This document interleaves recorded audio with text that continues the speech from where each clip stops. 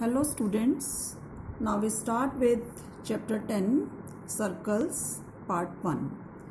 In your previous class you have learnt about a circle. Circle is a collection of all the points in a plane which are at a fixed distance from a fixed point. Fixed point is called the center of the circle and fixed distance is known as the radius of the circle. If we look at the given circle, here O is the fixed point.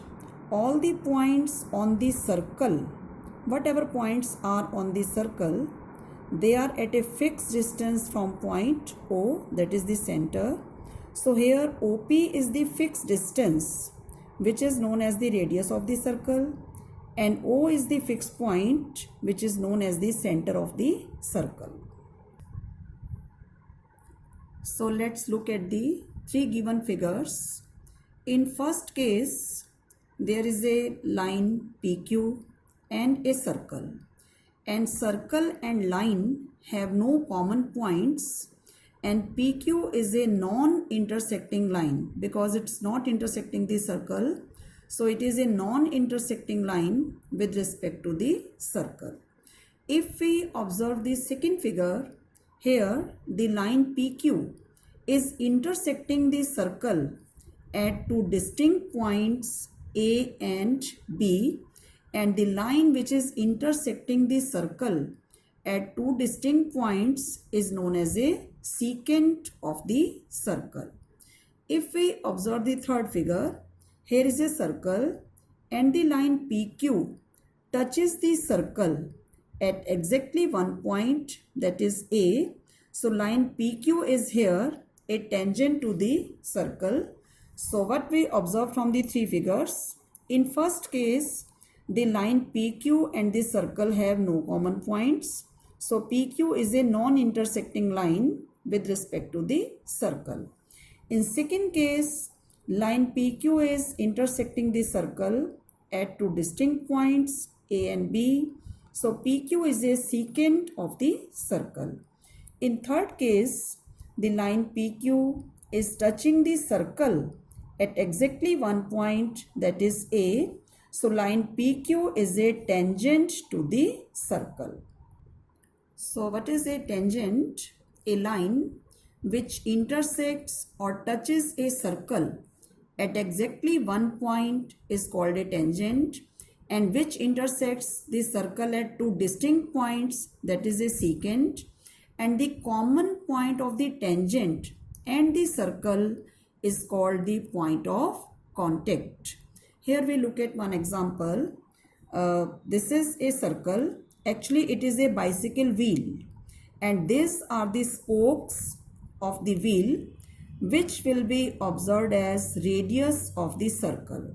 I have taken a bicycle wheel and these are the spokes, and all will be taken as the radius of the circle because they are at a fixed distance from the center to the circle. And observe this wheel. All the spokes of a wheel are along its radii.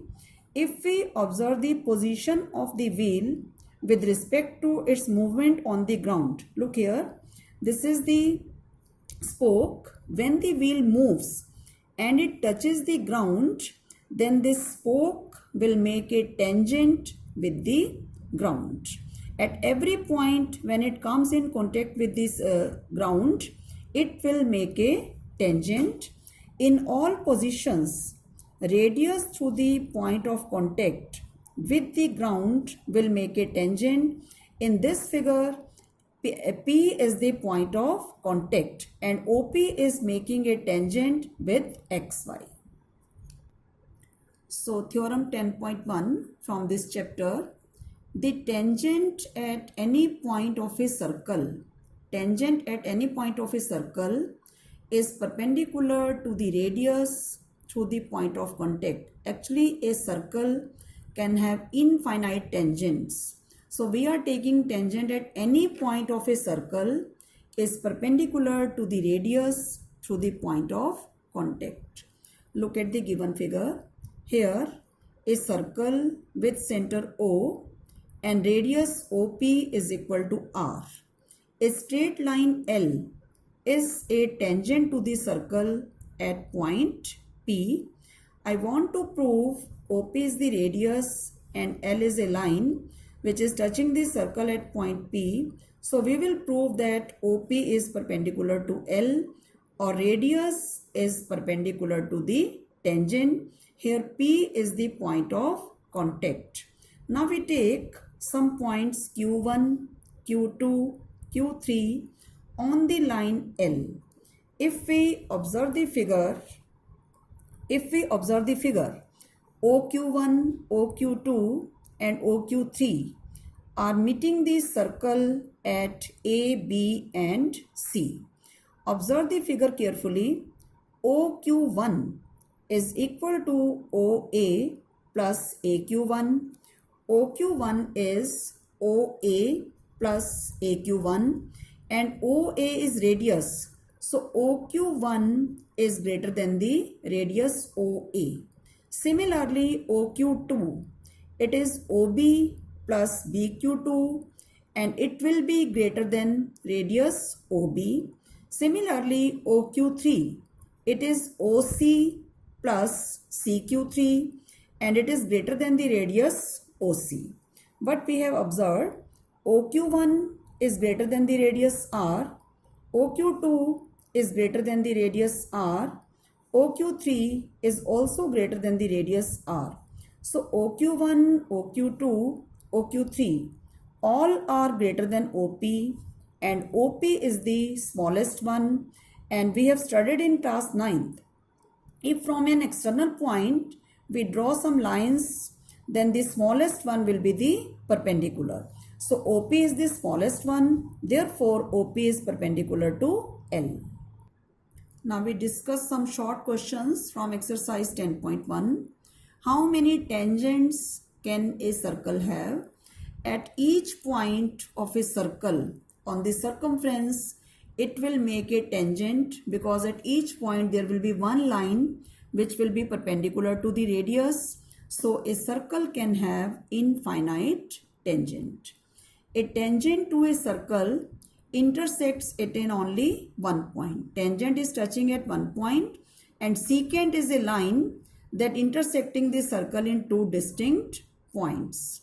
A circle can have two parallel tangents at the most. Not more than two tangents can be parallel.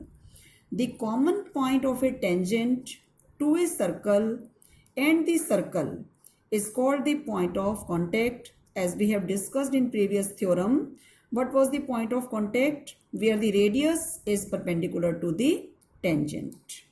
Now question number 3. First read the question carefully.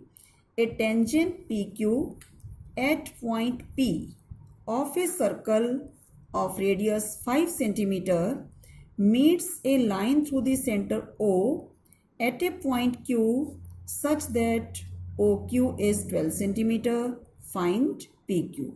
For such type of question, first read it and try to make the figure. As in figure, a tangent PQ at point P from an external point Q. So touching at point P and P is the point of contact. OP is the radius which is given to us, that is 5 cm, and distance of the center O from external point Q, OQ is 12. We want to find PQ. Now if you observe it, this is the radius and this is a tangent. So this angle is 90 degree as in previous theorem. Radius perpendicular to the tangent. Now we want to find the length of the tangent, that is PQ. If we observe this triangle, this angle is 90. So this is a right triangle, and by Pythagoras theorem, OQ square is equal to OP square plus PQ square. So OQ square is OP square plus PQ square. Putting the values, OQ is 12, its square is 144. OP is 5, its square is 25, and PQ is unknown.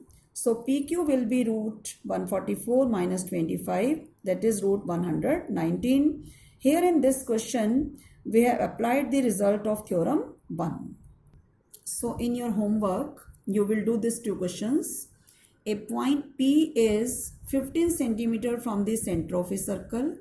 Radius of the circle is 5 centimeter. Find the length of the tangent drawn to the circle from the point P. And question number 2, a point P is 18 centimeter from the center of a circle. The radius of the circle is 12 centimeter. Find the length of the tangent drawn to the circle from the point P. So you will solve these questions as well as you will revise the theorems and do exercise 10.1. Thank you.